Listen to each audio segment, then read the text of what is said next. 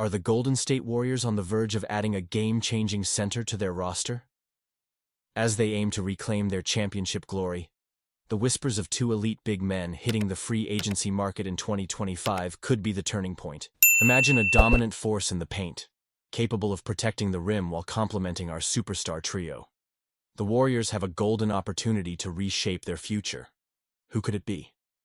Stay tuned as we dive into what this means for our team and the potential impact on our championship aspirations.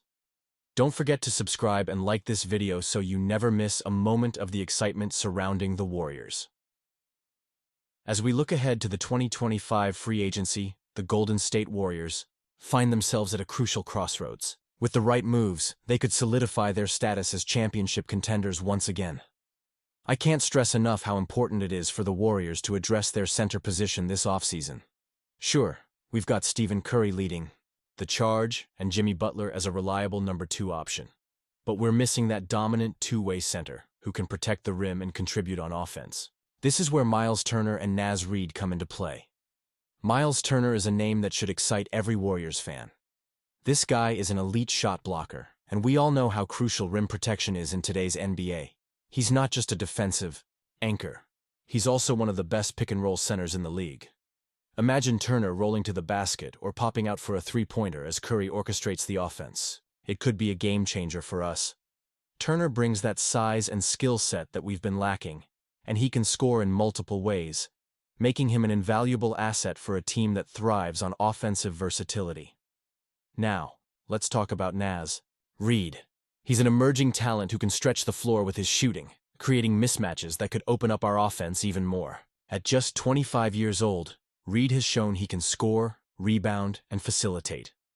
His potential is still on the rise, and I believe he could be a perfect fit in our system.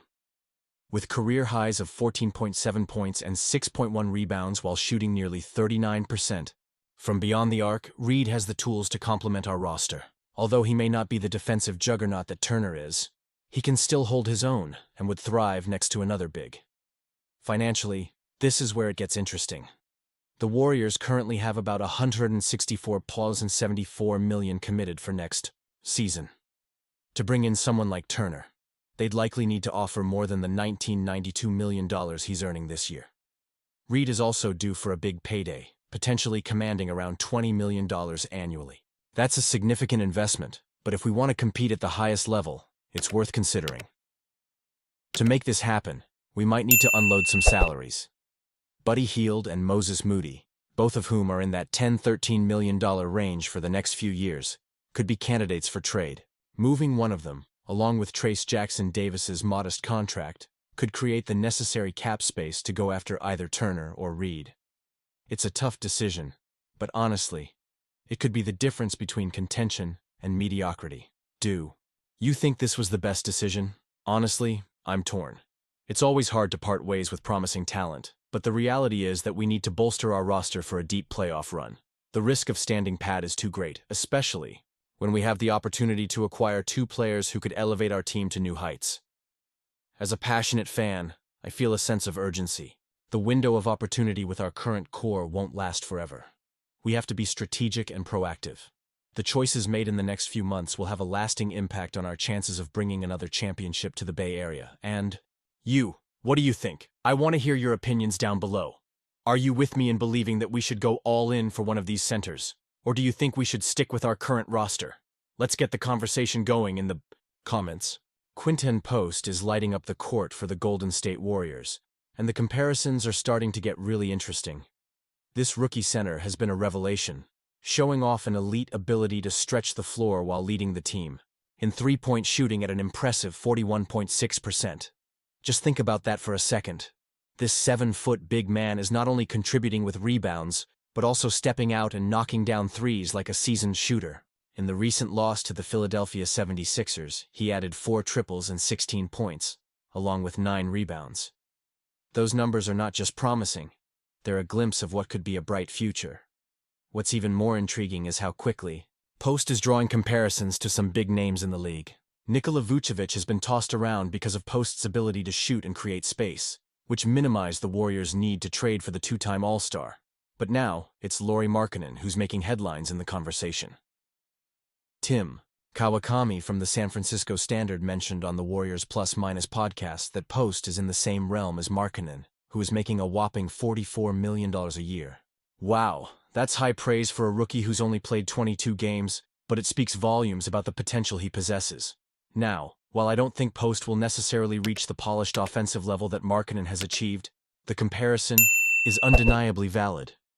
Both players are elite shooters for their size and are just as likely to hit a three-pointer as they are to grab a rebound. Over the last 10 games, Post has been a sharpshooter, averaging over 10 three-point attempts per 36 minutes, outpacing all other 7-footers in the league.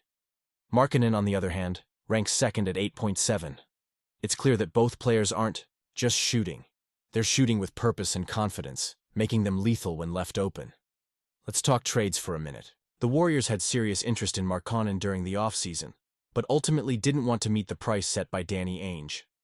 The Utah Jazz ended up locking him in with a 4-year, nearly $196 million extension. In hindsight, it seems the Warriors might have dodged a bullet there. Markkanen is having a down year compared to his previous 2 seasons, averaging just 19.3 points, 6.1 rebounds, and 1.6 assists, with shooting percentages that have dipped across the board. So, was it the right call to pass on him?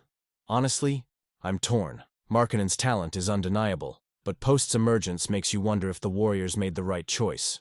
The real question now is how this impacts the Warriors moving forward. If Post can continue to develop and maintain his shooting prowess, he could become a cornerstone for this franchise. The Warriors have a history of nurturing talent, and if they can keep Post on this upward trajectory, we could be looking at a future star who can help carry the team in the years to come. Now, let's get real here. As fans, we have to ask ourselves, do we trust the Warriors front office to continue making these smart choices? Are they building the right team around Steph, Klay, and Draymond for the future? I want to hear your thoughts, Warriors fans. And you?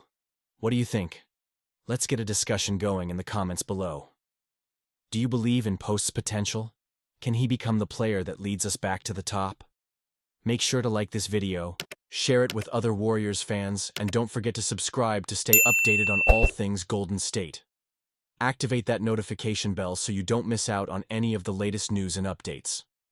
Let's keep this conversation going. And remember, we're all in this together as fans of this incredible team.